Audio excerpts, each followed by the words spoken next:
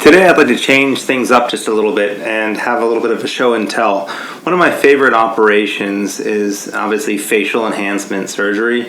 And one of the most important tools, believe it or not, in facial enhancement is the use of what we call alloplastic implants. Alloplasts usually come in the form of silicone or porous polyethylene. And these implants are manufactured materials that could be either customized or off-the-shelf implants with dozens, if not hundreds, of different variations of shapes and sizes. And today I want to talk to you about some of my favorites. Also, I'd like to thank Stryker. Stryker is a company out of Michigan that makes a lot of craniofacial products, and this company was kind enough to provide me a series of various implants for use in facial enhancement surgery. And I'd like to show you a small array, a small spectrum of some of these implants. So if you are considering facial enhancement surgery with the use of facial implants, definitely stay tuned. This is going to be an important video, give you an idea of what to expect in terms of the shape, size, and areas of enhancement, but also to give you an idea of what these implants are capable of.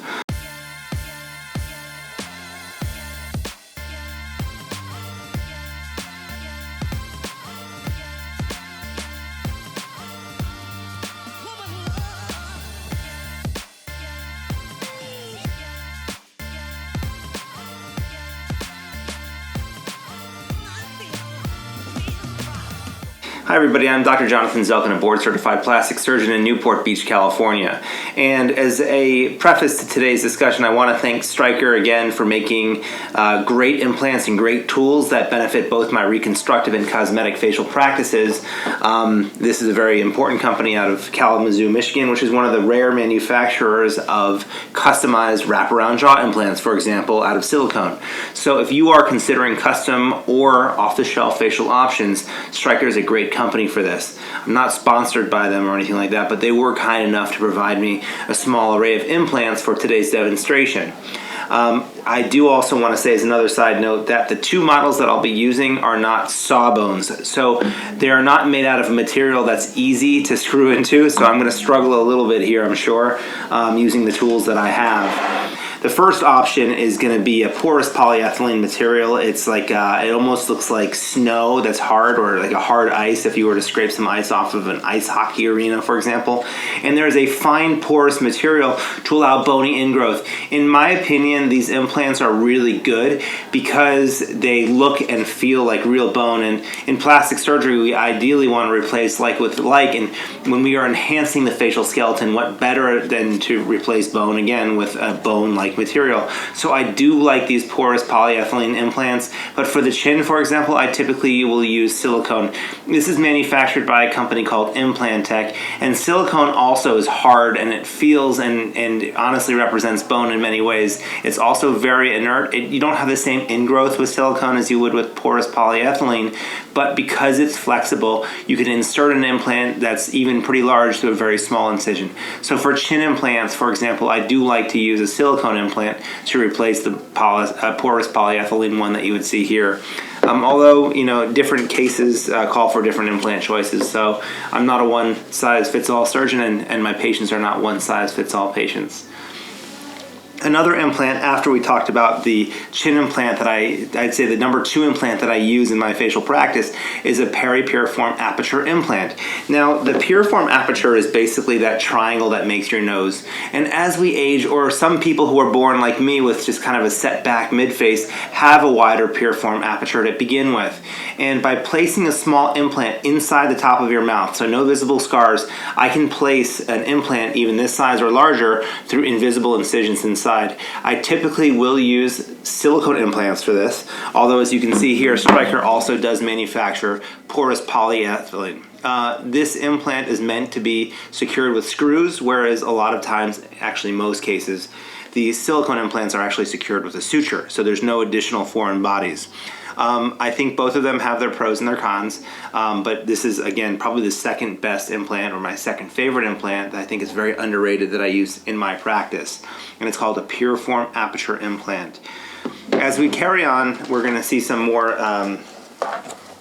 esoteric implants that are less commonly used but just as important.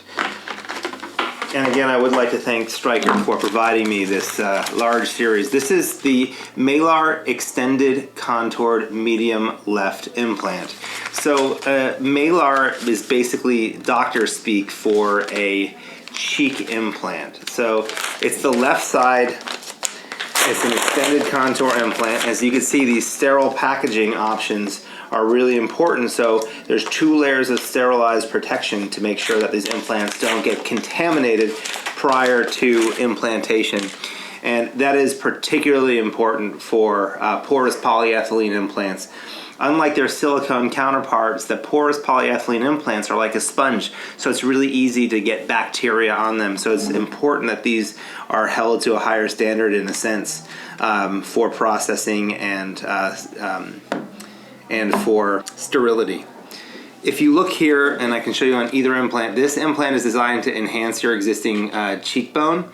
It's an extended malar contoured implant, and you can see that the bottom of it not only spares the notch where a nerve comes out, called your infraorbital nerve, to preserve sensation and blood supply to your midface, but it also even has a notch for a generic shaped orbital floor. And this is really important because there's a lot of variability, a variation in the way we look, but there's also a lot of consistencies. So if you have flattening of your cheeks and you're tired of getting filler, or you don't think fat graft's enough, or you've already had fat grafting, this is a great option. And I'm probably going to struggle a little bit because you guys are watching me, but I'm going to show you, if I can secure it into this implant, what it might look like. So typically I will use a manual screwdriver. Today I will see if I can get away with using a screw gun.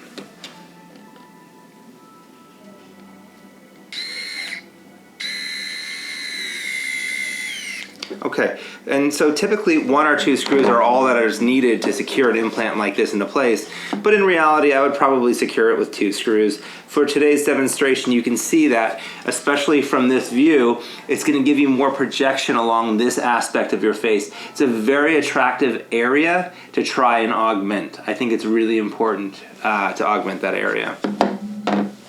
The next implant I'd like to show you guys is called the Medpor Orbital Rim Extended Left Implant. So what we're going to do is we are going to do an orbital rim enhancement, and I'm going to show you what that means as well.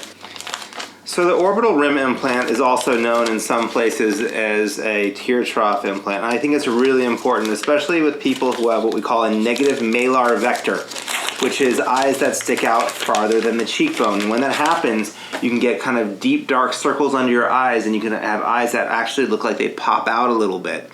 I'm going to remove the implant that I just placed, and I'm going to replace it with this orbital rim implant. Again, one of my favorite implants to use, and there's both silicone and porous polyethylene options for this implant.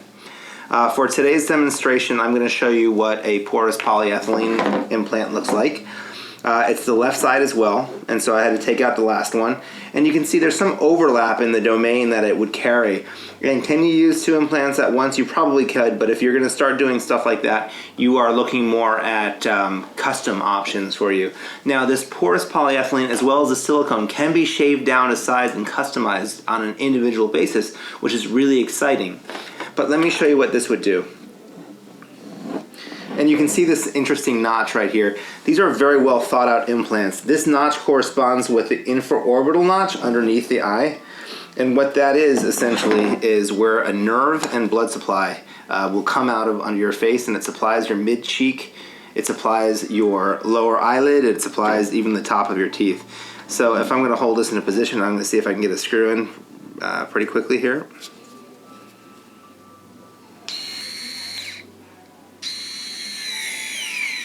Okay, and as you can see here, by placing this infraorbital rim implant, you get a beautiful enhancement of the lower cheek. So if you have flattening of this part of your face, which I see in a lot of ethnicities, and I don't want to get into it right now, but I do see common flattening of the midface in certain ethnicities with deep dark circles under the eye, and sometimes what we call proptosis, where it looks like the eyeball is sticking out further than the cheek. By enhancing the infraorbital rim, you are providing important projection and support to the lower eyelid. So people considering tear trough trough implants would be good beneficiaries of an orbital rim or an extended orbital rim implant. Implantech makes these two out of silicone, and they come in two different flavors. They come in the long extended flavor like this, but they also come in a shorter tear trough implant. And sometimes they're known as flowers implants, and they have various names. Let's keep going. Now we're going to be working on the right side. The next implant I want to show you for the sake of time is the malar implant. This is called the super petite design, and this is a right-sided implant, and this is really enhancing small changes in the midface. So people who want the permanence and definitive change associated with a permanent implant, but without the obvious changes that they either perceive or they've known people to have, would benefit from a super petite right-sided malar implant. In this case, if we're going to try and provide a conservative amount of malar augmentation and also preserving the orbital rim, we can place this implant along the inferior border, for example, depending on a patient's goals and desires, to achieve a certain result. Now, the screw that I would use would in actuality be a lot smaller than this, and the bone would be a lot more compliant, so pardon me as I struggle for a second here. But if you get the idea, this is kind of where a super petite malar implant would exist. It's sort of a marriage between a malar and a submalar device. This is meant to quickly screw and unscrew screws. It is not meant to drill into bone, much less plastic, so I do apologize for the small amount of struggle we have here, but I think it illustrates a beautiful point. This is not enhancing the orbital rim or tear trough area. This is enhancing the malar bone. It's a super petite implant, which its name suggests is going to have a conservative impact on your facial appearance. This would be great in somebody who has minor changes, for example, associated with weight loss or the Ozempic face that I've discussed in another video. Last but not least, we're going to do an orbital rim onlay implant.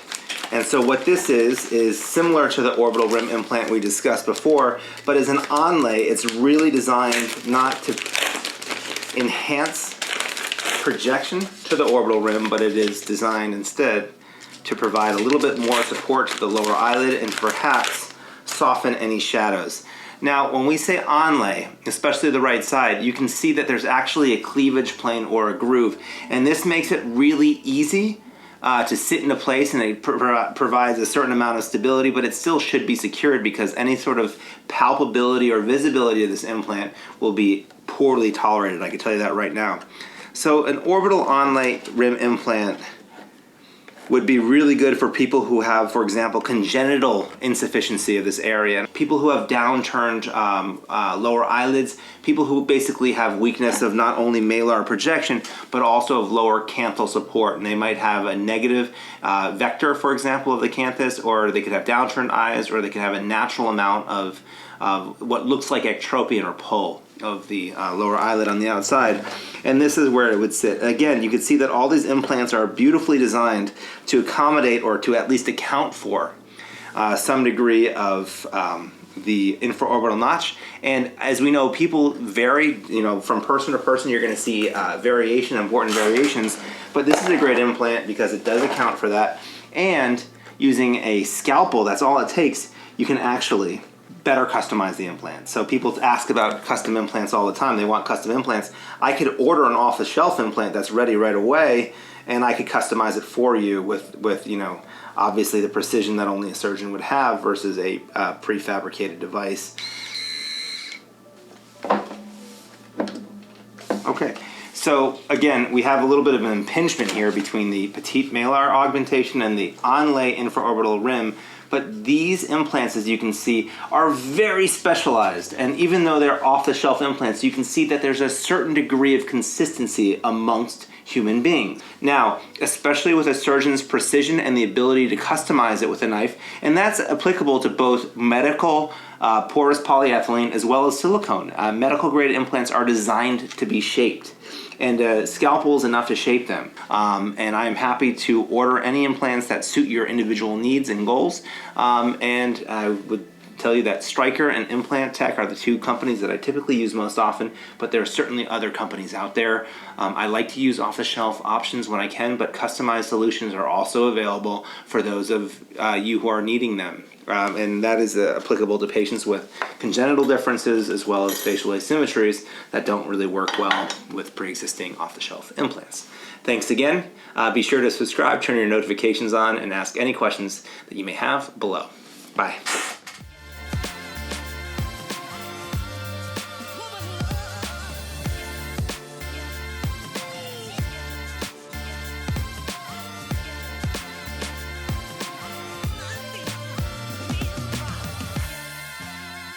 Except